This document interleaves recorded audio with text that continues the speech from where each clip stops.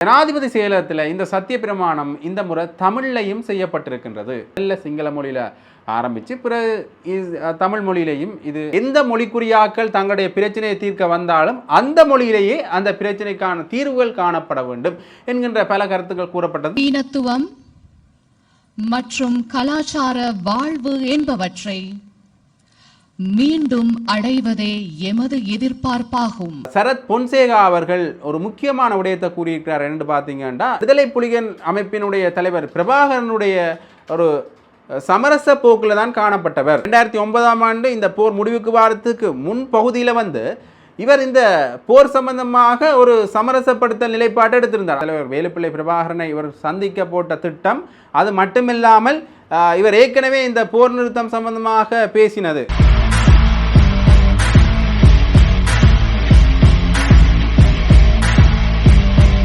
ஜெஃப்னாபடியன் சொந்தங்களுக்கு இனிய புத்தாண்டு நல்வாழ்த்துக்கள். புத்தாண்டு ஆரம்பமாயிருக்கிற அதே நேரத்தில் கிளீன் ஸ்ரீலங்காவும் ஆரம்பிக்கப்பட்டிருக்கு அன்ரோமா ரசநாயக்கனுடைய அரசாங்கத்தால். உங்களுக்கு தெரியும், ஏற்கனவே இந்த கிளீன் ஸ்ரீலங்கா தொடர்பான பல விடயங்கள் வெளியான வண்ணம் இருந்து உடனடியாக இந்த கிளீன் ஸ்ரீலங்காவுக்குரிய நடவடிக்கைகள் மேற்கொள்ளப்படணும் என்று ஏற்கனவே இந்த கிளீன் ஸ்ரீலங்கா தொடர்பாக இந்த ஊழல் எதிர்ப்பு நடவடிக்கைகள், அது மட்டுமில்லாமல் நேற்றைய காணொலியில் சொல்லியிருப்போம் FCID, அதாவது நிதி புலனாய்வு திணைக்களம் தனியாக ஆரம்பிக்கப்பட்டது தொடக்கம் பல விடயங்கள் இந்த கிளீன் ஸ்ரீலங்கா ஊடாக நடைமுறைப்படுத்தப்படும் என்று சொல்லியிருந்தார்கள். அதன் ஒரு முதற்கட்ட நடவடிக்கைகளாகத்தான் இது ஆரம்பிக்கப்பட்டது. ஊழல் எதிர்ப்பு சட்டம், அது மட்டும் இல்லாமல் இந்த ஊழல் எதிர்ப்பு சட்டம் தொடர்பான சில திருத்தங்கள் மேற்கொள்ளப்பட வேண்டும் என்கின்ற ஒரு நடைமுறை கொண்டு வரப்பட்டதாக இருக்கட்டும், அது அமைச்சரவையின் அங்கீகாரம் பெற்றதாக இருக்கட்டும், இப்படியாக பல விடயங்கள் இந்த கிளீன் ஸ்ரீலங்காண்ட வேலை திட்டத்தினூடாக, கிளீன் ஸ்ரீலங்கா என்று சொல்லுகின்ற பொழுது அதன் விளக்கம் என்று பார்த்தீங்கன்னா, இந்த ஊழல் லஞ்சம் அற்ற நாடாக இந்த நாட்டை கொண்டு வருவது தான் அதனுடைய விளக்கமாக அமைகின்றது. ஆகவே இந்த நடைமுறையில் இந்த கிளீன் ஸ்ரீலங்கா ஆரம்பிக்கப்பட்டிருக்கின்றது.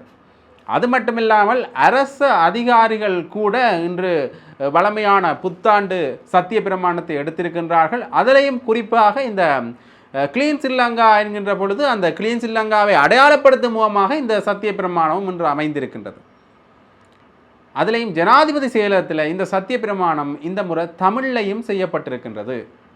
வழமையாக சிங்கள மொழியில் மட்டும் செய்யப்படுகின்ற இந்த சத்திய பிரமாணம் இன்றைய தினம், அதாவது இந்த முறை எடுத்த இந்த சத்திய பிரமாணம் முதல்ல சிங்கள மொழியில் ஆரம்பித்து பிறகு தமிழ் மொழியிலையும் இது செய்யப்பட்டிருக்கின்றது. உண்மையிலேயே இது ஒரு வரவேற்பை பெற்றிருக்கின்றதுனால சொல்லணும். ஏற்கனவே இந்த அரசாங்கத்தில் இந்த இனவாதம் சம்பந்தமான பல கருத்துக்களை நாங்கள் இல்லாதொழிப்போம். முதற்கட்டமாக இந்த மொழி சார்ந்திருக்கின்ற தடைகள் சிலதை நாங்கள் இல்லாதொழிப்போம். அதாவது இந்த கருத்து தடை பல இடங்களில் இருக்குது. அதுலேயும் அரசு அலுவலகங்களில் இந்த மொழி ரீதியான பிரச்சனைகள் நிறைய இருக்குது. அதில் குறிப்பாக எல்லா இடத்துலையும் எல்லா மொழியுமே கதைக்கோணும். எந்த மொழிக்குரியாக்கள் தங்களுடைய பிரச்சனையை தீர்க்க வந்தாலும் அந்த மொழியிலேயே அந்த பிரச்சனைக்கான தீர்வுகள் காணப்பட வேண்டும் என்கின்ற பல கருத்துக்கள் கூறப்பட்டது. அதன் ஒரு படியாக இந்த தமிழ்லையும் இந்த சத்திய பிரமாணம் எடுத்த பெரிய வரவேற்பு பெற்றிருக்கு. குறிப்பாக ஜனாதிபதி செயலகத்தில் இந்த விடயம் நடந்திருக்கு. அது மட்டும் இல்லாமல் இந்த சத்திய பிரமாணம் என்கின்ற பொழுது இந்த கிளீன் ஸ்ரீலங்காவோட தொடர்படுத்தி இந்த ஊழியர்களும் இந்த லஞ்சம் ஊழலற்ற நாடாக இலங்கையை உருவாக்குவோம் என்கின்ற பொருள்பட அவங்களுடைய சத்திய பிரமாணத்தையும் மேற்கொண்டிருக்கின்றார்கள். உண்மையிலேயே இது ஒரு பெரிய வரவேற்பை பெற்றிருக்கின்ற அதே நேரத்தில் இனி ஒழுங்குமுறையாக இந்த விடயங்கள் நடைமுறைப்படுத்தப்படும் என்றும் இந்த அரசாங்கத்தில் உறுதி செய்திருக்கிறார்கள்.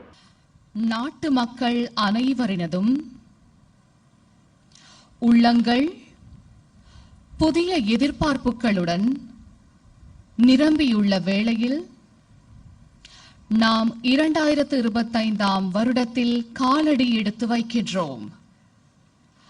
நாடு என்ற ரீதியில் நாங்கள் தவறவிட்ட சகவாழ்வு, சமூக பொருளாதார அபிவிருத்தி, நவீனத்துவம் மற்றும் கலாச்சார வாழ்வு என்பவற்றை மீண்டும் அடைவதே எமது எதிர்பார்ப்பாகும். எமது நாட்டை மீள கட்டியெழுப்பும் சவாலுக்கு முகம் கொடுக்க வேண்டியுள்ளது என்பதை நாம் நன்கு அறிவோம். கிளீன் ஸ்ரீலங்கா என்பது வளமான நாட்டையும் அழகான வாழ்க்கையையும் கட்டி எழுப்புவதற்கு அத்தியாவசியமான கூட்டு அர்ப்பணிப்புடன் செயலாற்றும், அத்துடன் பொறுப்பு கூறும் தொழிற்பாடாகும். இன, மத அல்லது அரசியல் பேதமின்றி இத்தேசிய நிகழ்ச்சி திட்டத்துடன் இணைந்து செயற்படுவதற்கு உறுதிமொழி அளிக்கின்றோம். சகல நடவடிக்கைகளிலும் அனைத்து பிரஜைகள் உயர் சமூக அந்தஸ்தை அடைவதற்கு உறுதுணையாக அமைகின்ற ஒற்றுமை, பொறுப்புக்கூறல், சிக்கனம், வெளிப்படைத்தன்மை மற்றும் சமத்துவம் ஆகிய விடயங்களை முன் உதாரணமாக கடைபிடிப்பதற்கும் அத்தர நியமங்களை பாதுகாத்த வண்ணம் பிரச்சனைகளுக்கு தீர்வு காண்பதற்கும் அர்ப்பணிப்புடன் செயற்படுவோம். அபிமானம் கொண்ட இலங்கை பிரஜைகள் என்ற வகையில் வளமான நாட்டை கட்டி எழுப்புவதற்கும் அழகான வாழ்வை அடைவதற்கும் நேர்மையுடனும் ஒரே நோக்கத்துடனும் அர்ப்பணிப்புடன் செயலாற்றுவோம் என்பதாக சத்திய பிரமாணம் செய்கின்றோம். පොහොසත් රටක් හුස්ටන් විශ්වවිද්‍යාලයේ වැඩ කරන ඒ ශාස්ත්‍ර පිළිබඳ පර්යේෂණ ගණනාවක් කරලා තිබෙනවා. ඔවුන් ස්වේච්ඡාවෙන් වැඩ කරනවා. ආර්ථිකය පිළිබඳව ප්‍රායෝගික අත්දැකීම් ගණනාවක් එක්රැස් කර තිබෙනවා. ඔහු ස්වේච්ඡාවෙන් වැඩ කරනවා. අපේ රට අවශ්‍යයි එම දේශපාලනය. මේ රට ගොඩනැගීමට එවැනි නවුම් අත්දැකීම් සහිත පරිවර්තනයක් අවශ්‍යයි. அடுத்ததாக இந்த சவேந்திர சில்வாவினுடைய பதவி விலகல் தொடர்பாகவும் பல விடயங்கள் வெளியாக இருக்குது. அதிலேயும் இந்த சவேந்திர சில்வா பதவி விலகி அதற்கு புதிதாக ஒருவர் நியமிக்கப்பட்டிருக்கிறார். அந்த பதவி விலகுகின்ற அந்த நாளில் சவேந்திர சில்வா இந்த அறகலைய போராட்டம் பற்றின பல விடயங்களை வெளியில் சொல்லியிருக்கிறார். அதில் அவர் முக்கியமாக சொல்கிற விடயம் என்னென்னு பார்த்தீங்கன்னா, இந்த அறகலைய போராட்டத்தில் தான் எனது நண்பர்களையும் எதிரிகளையும் நான் இனம் கண்டு கொண்டேன். என்னில் நிறைய அவதூறு பேச்சுக்கள் வைக்கப்படுகின்றது. குறிப்பாக அரசியல் களத்தில் இருக்கிறார்கள் தான் அந்த அவதூறு பேச்சுக்களையும் என் மீது வைக்கின்றார்கள். ஆனால் உண்மையிலேயே அறகலைய போராட்டத்தில் என்ன நடந்ததுண்டா, சாதாரண அப்பாவி பொதுமக்கள் மீது எந்த ஒரு நடவடிக்கைகளையும் மேற்கொள்ள வேண்டாம், துப்பாக்கிச்சூடு பிரயோகம் சம்பந்தப்பட்ட இந்த உயிராபத்துக்களை ஏற்படுத்துகிற எந்த ஒரு நடவடிக்கைகளையும் மேற்கொள்ள வேண்டாம் என்று தான் நான் சொன்னேன். ஒரு சாதாரண அடக்குமுறையை தான் நாங்கள் கையாண்டோம். அதாவது சாதாரணமாக ஒரு கலகத்தை எப்படி அடக்குவோமோ அந்த எல்லைக்கு வரைத்தான் சென்றேனே ஒழிய அது சம்பந்தமாக எந்த ஒரு தீவிரமான எல்லைக்கும் செல்லலை. இப்போ அரசியல்வாதிகள் சிலர் பல அவதூறு விடயங்களை பரப்பி கொண்டிருக்கிறார். உண்மையிலேயே அப்படி எதுவுமே நடக்கலை என்று அவர் சொல்லியிருக்கிறார். அதுலேயுமே இராணுவம் என்பது ஒரு பொதுவான படையாகும். அதாவது இந்த நாட்டில் பொதுமக்களுக்கு பாதுகாப்பு ஏற்படுகின்ற பட்சத்தில் இந்த அரசையும் பொதுமக்களையும் பாதுகாப்பதற்காக செயற்படும் ஒரு படை தான் இந்த படை. இந்த படைக்கென்று ஒரு கட்டுப்பாடுகள் இருக்குது. அந்த கட்டுப்பாடுகளின் நிமித்தம் தான் நான் சில நடவடிக்கைகளை மேற்கொண்டேன். அது மட்டும் இல்லாமல் நிராயுத பாணியாக நிற்கின்ற மக்கள் மேலே நான் எந்த ஒரு ஆயுதங்களையும் ஏந்தி நடவடிக்கைகளை மேற்கொள்றதுக்கு விரும்பவில்லை. அதன் காரணமாகத்தான் நான் ஒரு சாதாரண முதலில் இந்த அடக்குமுறையை மேற்கொண்டேன். ஆகவே இது சம்பந்தமாக என் மீது போடப்பட்ட அவதூறுகள் எல்லாமே பொய்யானவை என்று அவர் சொல்லியிருக்கிறார். அடுத்தாக இன்னொரு முக்கியமான விடயத்தை பார்க்கணும்னு பார்த்தீங்கன்னா, மஹிந்த ராஜபக்சனுடைய பாதுகாப்பு நீக்கம். இது மஹிந்த ராஜபக்சனுடைய பாதுகாப்பு நீக்கம் நாங்கள் ஏன் எடுக்கிறோம்னா, முன்னாள் ஜனாதிபதிகளுடைய பாதுகாப்பு நீக்கம் தான் இதன் பொருள். இருந்தாலும் கூட இந்த பொதுஜன பெரமுனவினர் அதிகம் விமர்சனங்களை முன்வைக்கிறது என்னென்னு பார்த்தீங்கன்னா, இந்த மஹிந்த ராஜபக்சனுடைய பாதுகாப்பு நீக்கம் தொடர்பாகத்தான். அதிலேயும் குறிப்பாக சாகல காரியவசமாக இருக்கட்டும், நாமல் ராஜபக்சவாக இருக்கட்டும், பல விடயங்களை கூறிய வண்ணமே இருக்கணும் இந்த விடயப்பரப்பில். அதிலேயும் மஹிந்த ராஜபக்ச முக்கியமாக இந்த போரை முடிவுக்கு கொண்டு வர்றதில் ஒரு மகத்தான பணியை செஞ்சவர். அவருக்கு நாங்கள் இந்த பாதுகாப்பை கொடுக்காமல் இருக்கிறது அவருடைய உயிருக்கு ஆபத்தை ஏற்படுத்தும். நாமல் ராஜபக்ச கூறுகின்ற பொழுது கூறுகிறார், இந்த நாட்டின் இந்த நாட்டை காப்பாற்றியவருக்கு இந்த போரை முடிவுக்கு கொண்டவருக்கு பாதுகாப்பு கொடுக்க வேண்டியது இந்த நாட்டினுடைய கடமை. அவற்ற உயிருக்கு ஏதாவது ஆபத்து வந்துட்டால் அதுக்கு இந்த ஆளும் கட்சி தான் பொறுப்புண்டு அவர் ஓப்பன் ஸ்டேட்மெண்ட்டே விட்டுட்டேன்.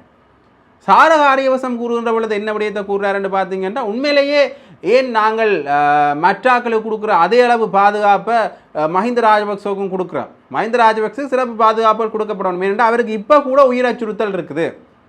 இன்னும் கூட வெளிநாட்டில் விடுதலை புலிகள் அமைப்பினரை மீளுருவாக்கம் செய்கின்ற செயற்பாடுகள் நடந்து கொண்டு தான் இருக்கின்றது என்று சார் ஆரியவசமும் கூறுகின்றார். அது மட்டுமில்லாமல் இந்த அவர் அண்மையில் கூறுகின்ற பொழுது இந்த விகாரைகளின் கட்டுமானத்திலிருந்து இராணுவத்தினர் நீக்கப்பட்டது. அது மட்டுமில்லாமல் இந்த பாதுகாப்பிலிருந்து, அதாவது முன்னாள் ஜனாதிபதிகளுடைய பாதுகாப்பிலிருந்து, குறிப்பாக மஹிந்த ராஜபக்சனோட இந்த பாதுகாப்பிலிருந்து இராணுவத்தினர் நீக்கப்பட்ட தொடர்பாக டயஸ்பொராக்களின் பின்னணி இருக்குமா? அன்ரோ மாரசநாயக்க அவர்கள் இந்த டயஸ்பொராக்களின் சொல்ல கேட்டு தான் நடக்கிறாரா என்கின்ற ஒரு சந்தேகமும் தங்களுக்கு எழும்புவதாக சார் ஆரியவசம் அவர்கள் கூறியிருந்தார். மொத்தத்திலேயே பொதுஜன பிரமுனை இதுக்கு ஒரு எதிர்ப்பலையை தான் காட்டிக் கொண்டிருக்கு. இருந்தாலும் கூட ஆளும் கட்சியிலிருந்தும் அது மட்டுமில்லாமல் அரசியலிருந்து விலகி இருக்கிறாக்களும் பொதுமக்களும் பெருமெடுப்பில் பொதுமக்களும் இதற்கான ஒரு ஆதரவு நிலைப்பாடு தான் எடுக்கியிருக்கணும். இந்த பாதுகாப்பு நீக்கம் தொடர்பாக பொதுஜன பிரமுன எதிரான நிலைப்பாடு எடுக்க இவர்கள் வந்து ஆதரவு நிலைப்பாட்டை எடுத்திருக்கிறார்கள். அதிலேயும் குறிப்பாக இப்போ அரசியலில் இருந்து விலக்களிக்கப்பட்ட அல்லது விலகி இருக்கின்ற சரத் பொன்சேகா அவர்கள் ஒரு முக்கியமான விடயத்தை கூறியிருக்கிறார் என்று பார்த்தீங்கன்னா, இந்த மஹிந்த ராஜபக்ச அவர்களுக்கு பாதுகாப்பு தேவையில்லை. அது ஒரு பரபரப்பை ஏற்படுத்தியிருக்கு. ஏன்னு பார்த்தீங்கன்னா, இந்த பாதுகாப்பு தேவையில்லைன்னு மட்டும் அவர் சொல்லிட்டு விட்டுருந்தாருன்னா அது ஒரு பரபரப்பு செய்தியாக மாறி இருக்காது. ஆனால் விடுதலை புலிகளுடன் தொடர்புபடுத்தி இவருக்கு பாதுகாப்பு தேவையில்லை என்று சொல்லியிருக்கிறார். அதில் என்னென்னு பார்த்தீங்கன்னா, இவர் விடுதலை புலிகள் அமைப்பினுடைய தலைவர் பிரபாகரனுடைய ஒரு சமரச போக்கில் தான் காணப்பட்டவர். உண்மையிலேயே அவர்கள் வந்து விடுதலை புலிகளுடைய அமைப்பினரோ அல்லது அதன் தலைவரோ இவருக்கு கொலை அச்சுறுத்தல் விடுக்கிறதுக்கோ அல்லது உயிர் மிரட்டல் விடுக்கிறதுக்கோ எந்த ஒரு சந்தர்ப்பங்களும் இல்லை. உண்மையிலேயே ஒரு காலகட்டத்தில் இவர் வந்து 2009ஆம் ஆண்டு இந்த போர் முடிவுக்கு வாரத்துக்கு முன் பகுதியில் வந்து இவர் இந்த போர் சம்பந்தமாக ஒரு சமரசப்படுத்தல் நிலைப்பாட்டை எடுத்திருந்தார். அதற்கான உத்தரவுகளும் பிறப்பிக்கப்பட்டது. இந்த சமாதான பேச்சுவார்த்தை சம்பந்தப்பட்ட ஒரு உத்தரவும் பிறப்பிக்கப்பட்டது. இதனால் எங்கள் இராணுவ படையினருக்கு நிறைய இழப்பும் ஏற்பட்டது. ஏனென்றால் விடுதலை புலி அமைப்பினர் தொடர்ந்து முன்னேறி வந்துட்டார்கள் இந்த உத்தரவு பிறப்பிக்கப்பட்ட பின்னர்.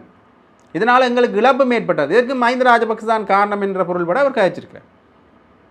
அது மட்டுமில்லாமல் மஹிந்த ராஜபக்சவும் விடுதலை புலிகளுடைய தலைவர் வேலுப்பிள்ளை பிரபாகரன் அவர்களும் இருவரும் இணைந்து சந்தித்து ஒரு சமரச நிலைப்பாட்டை ஏற்படுத்துவதற்கான சந்தர்ப்பமும் இருந்திருக்கின்றது. இது தொடர்பாகவும் அவர் தன்னுடைய பேச்சில் முன்வச்சிருக்கிறார். இவை எல்லாத்தையும் காரணமாக காட்டித்தான் அவருக்கு இப்போ விடுதலை புலிகள் அமைப்பினரால் எந்த ஒரு உயிராபத்தும் இல்லை என்கின்ற ஒரு நிலைப்பாட்டை அவர் முன்வச்சிருக்கின்றார். உண்மையிலேயே அவர் கூறுகின்ற பொழுது இன்னொரு விடயத்தை கூறுகிறார். என்னென்னு பார்த்தீங்கன்னா, நாங்கள் மஹிந்த ராஜபக்ச அவர்களை தனியாக போருக்கு விட இல்லை. உண்மையிலேயே களத்தில் இருந்தது நாங்கள் தான், அவரோடு சேர்ந்து நாங்கள் பயணிச்சமே தவிர, ஆனால் களத்தில் இருந்தது நாங்கள் தான். ஆனால் எங்களுக்கே பாதுகாப்பு வழங்கப்படவில்லை. அது மட்டுமில்லாமல் போர் முடிவுக்கு கொண்டு வரப்பட்ட ஒரு சில காலப்பகுதிக்கு பிறகு நான் சிறையில் வைக்கப்பட்டேன். அங்கே சிறையில் விடுதலை புலிகளுடைய அமைப்பினரும் இருக்கின்றார்கள். அந்த இடத்துல எனக்கு பாதுகாப்பு வழங்கப்பட்டதாண்டா இல்லை. பிறகு மஹிந்த ராஜபக்ச அவர்களுக்கு பாதுகாப்பு வழங்கப்பட வேண்டும் என்கின்ற கோரிக்கை முன்வைக்கப்படுகின்றது என்று அவர் சொல்லியிருக்கிறார். அதிலேயும் மிக் விமானத்திலிருந்து வந்து கொலை செய்கிறதுக்கும் ட்ரோன் விமானங்களை பயன்படுத்தி கொலை செய்கிறதுக்கும் வித்தியாசம் இருக்குது. பிக் விமானத்தை விட ட்ரோன் விமானம் விலை அதிகம். அந்த அளவுக்கு மஹிந்த ராஜபக்சவை கொள்கிற அளவுக்கு ஒரு பெரிய விடயமும் இல்லை என்கின்ற பொருள்பட அவர் சொல்லியிருக்கார். இவ்வளோ விலை உயர்ந்த விமானத்தை வச்சு மஹிந்த ராஜபக்சவை கொள்கிற அளவுக்கு இது ஒரு பெரிய விடயம் இல்லை. உண்மையிலேயே அவருக்கு இற்றை வரைக்கும் உயிராபத்துக்கள் எதுவும் இல்லை, உயிர் அச்சுறுத்தலும் இல்லை. அவருக்கு பாதுகாப்பு குறைக்கப்பட்டது சரியான விடயம்தான் என்கின்ற பொருள்பட சரத் பொன்சேகா அவர்கள் பேசியிருக்கின்றார். உண்மையிலே இது வந்து பரபரப்பை ஏற்படுத்தியிருக்கு. ஏனென்று பார்த்தீங்கன்னா, இவர் சொன்ன இந்த 2 விடயங்கள், அதாவது விடுதலை புலிகளுடைய அமைப்பினுடைய தலைவர் வேலுப்பிள்ளை பிரபாகரனை இவர் சந்திக்க போட்ட திட்டம், அது மட்டுமில்லாமல் இவர் ஏற்கனவே இந்த போர் நிறுத்தம் சம்பந்தமாக பேசினது, இது 2ம் சம்பந்தமாகத்தான் இந்த ஒரு பெரிய பரபரப்பலை ஏற்பட்டிருக்கின்றது. கிட்டத்தட்ட இவர் வந்து விடுதலை புலிகள் அமைப்பினருக்கு சாதகமாகத்தான் செயற்பட்டார் என்கின்ற பொருள்படத்தான் இந்த செய்தியை சரத் பொன்சேகா அவர்கள் சொல்லியிருக்கிறார். மஹிந்த ராஜபக்ச விடுதலை புலிகள் அமைப்பினருக்கு சாதகமாகத்தான் செயற்பட்டார். அரசாங்கத்திலிருந்து நிதி கூட வழங்கப்பட்டது விடுதலை புலிகள் அமைப்பினருக்கு என்று அவர் ஓப்பனாகவே சொல்லியிருக்கின்றார். அதில் ஆகவே இதுதான் பெரிய பரபரப்பிலையாக மாறி இருக்கின்றது. அதே மாதிரி இன்னொரு சாரார் வந்து என்ன விடயத்தை முன்வைக்கணும்னு பார்த்தீங்கன்னா, இப்போ அண்மை காலமாக சில அரசியல் காய் நகர்த்தல்களுக்காக விடுதலை புலிகளுடைய பெயர்கள் பயன்படுத்தப்பட்டு வருகின்றது. குறிப்பாக இந்த விடுதலை புலிகள் அமைப்பினுடைய தலைவர் வேலுப்பிள்ளை பிரபாகரன் அவர்கள் உயிருடன் இருக்கிறாரா இல்லையா என்கின்ற ஒரு விடயம் கூட பெரிய பேசுபொருளாக மாறினது. அதுவும் ஒரு அரசியல் காய் நகர்த்தல் தான். அதே போல இதுவும் ஒரு அரசியல் காய் நகர்த்தலாக இருக்கலாமா என்று சமூக ஆர்வலர்கள் பெற சந்தேகம் வெளியிட்டிருக்கின்றனர். சமூக ஊடகங்கள் இப்போ பெரிதும் பேசுபொருளாக இருக்கிறது இந்த விடயங்கள் தான்.